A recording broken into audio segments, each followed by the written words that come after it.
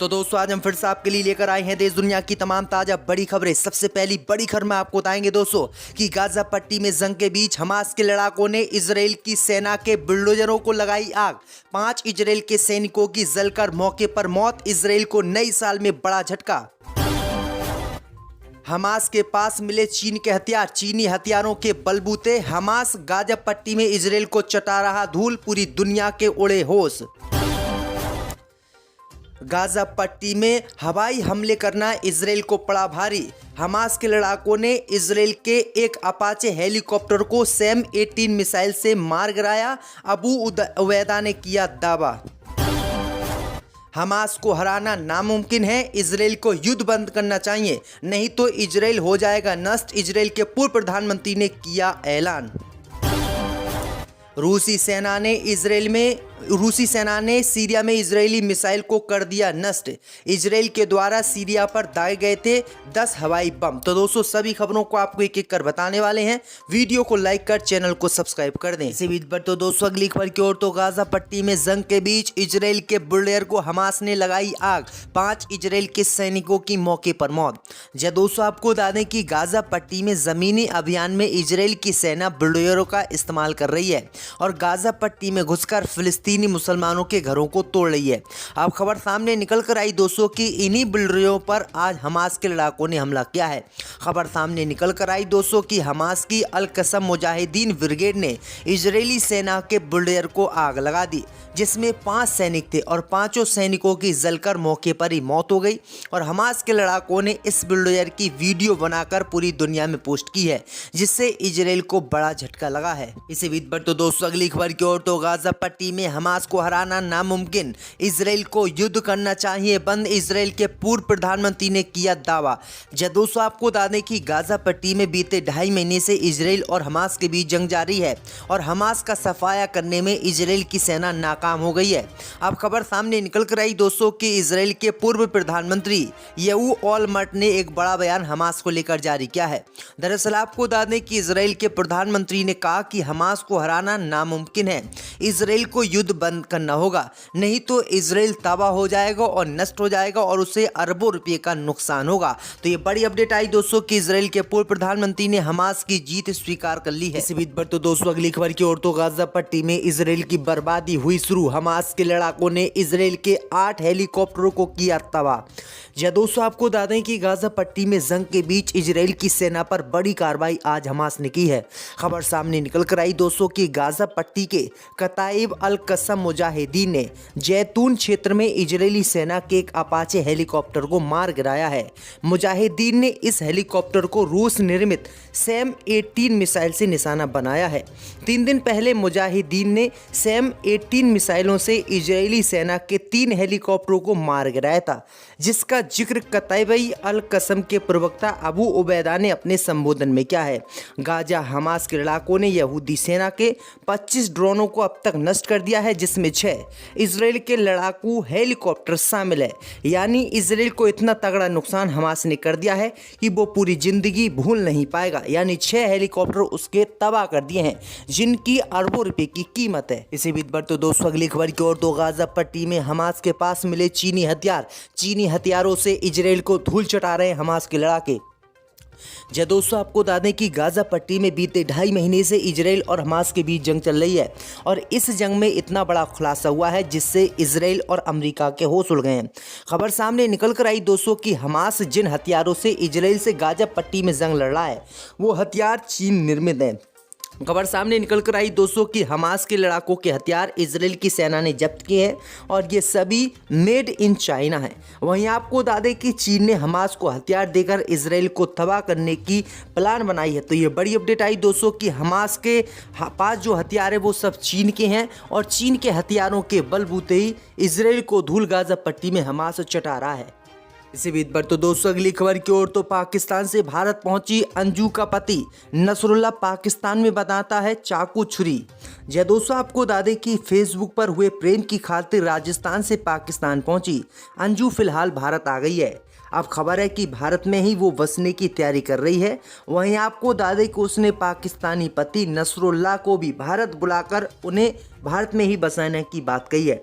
अब खबर सामने निकल कर आई दोस्तों कि अंजू ने अपने पाकिस्तानी पति नसरुल्ला का पूरा कारोबार बताया है। अंजू ने बताया है कि उनके पाकिस्तानी पति जो नसरुल्ला हैं वो चाकू छुरी बनाते हैं और चाकू छुरी बनाने का उनका पाकिस्तान में व्यापार है। खबर ये भी सामने निकल कर आई दोस्तों कि अंजू पाकिस्तान से नसरुल्ला को भारत बुलाकर भारत में उनसे चाकू छुरी बनवाकर आगे व्यापार करवाएगी, क्योंकि उन्होंने साफ कहा है कि वो नसरुल्ला को भारत ही बुलाना चाहती हैं और भारत में ही वो उनको काम करवाएंगी। इसी बीच पर तो दोस्तों अगली खबर की ओर तो दुनिया की सबसे बड़ी शिपिंग कंपनी ने इजराइल को अपने जहाज़ों से सामान भेजने से किया इनकार।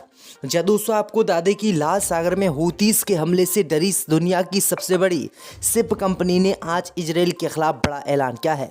दरअसल आपको दादे की दुनिया की सबसे बड़ी शिपिंग कंपनी मैरस्क ने यमन के अंसरुल्ला हूतीस के हमले के कारण शिपिंग को 48 घंटे के लिए निलंबित कर दिया है।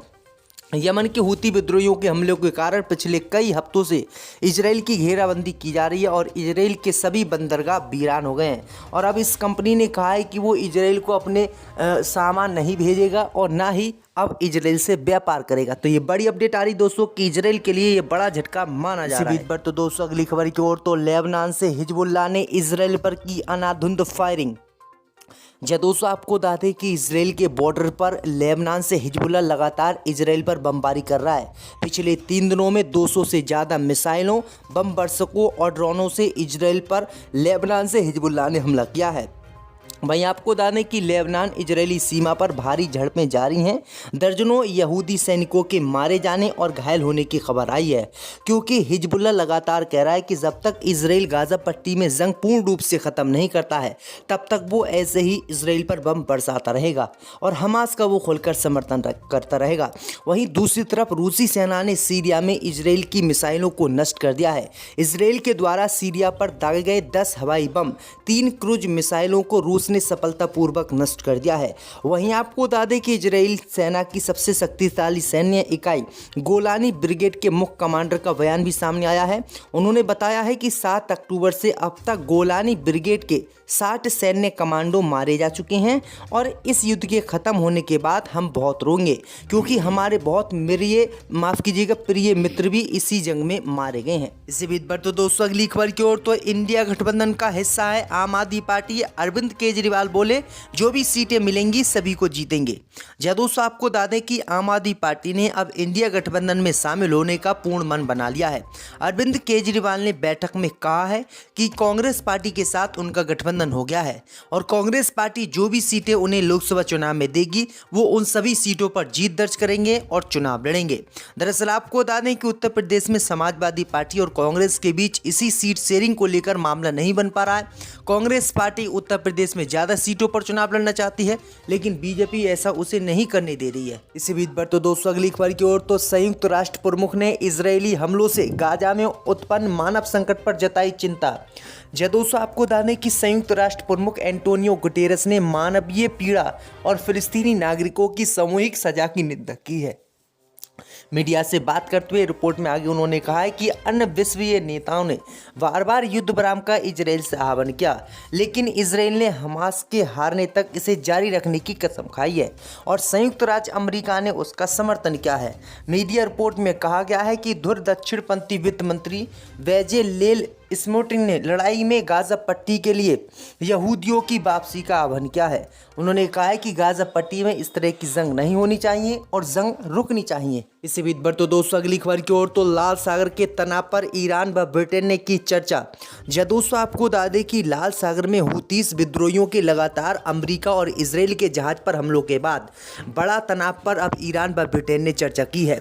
दरअसल आपको बता दें कि ईरानी विदेश मंत्रालय ने इसको लेकर एक बयान जारी किया है और बताया है कि रविवार को फोन पर बातचीत में अमीर अब्दुल्ला यही ने अमेरिका और कुछ पश्चिमी देशों पर दोहरे मापदंड अपनाने का आरोप लगाया है। उन्होंने कहा है कि इजराइल को गाजा में महिलाओं और बच्चों को मारने और क्षेत्र को आग लगाने की अनुमति देना गलत है। एक रिपोर्ट के अनुसार ईरानी राजनयिक ने 80 दिनों में गाजा पर इजराइल के हमलों पर कुछ पश्चिमी सरकारों की चुप्पी की भी निंदा की है। दरअसल आपको बता दें कि गाजा पट्टी में उपजे तनाव को लेकर पूरी दुनिया इस समय परेशान है और सबसे ज़्यादा प्रभाव ईरान व ब्रिटेन पर पड़ रहा है। वोट किसे देना चाहता हूं, मुझे ये भी नहीं पता कि मेरा वोट कहां गया। दुनिया में ऐसी कोई मशीन नहीं जिसमें चिप लगी हो तथा जिसे हैक ना किया जा सके, क्योंकि चिप किस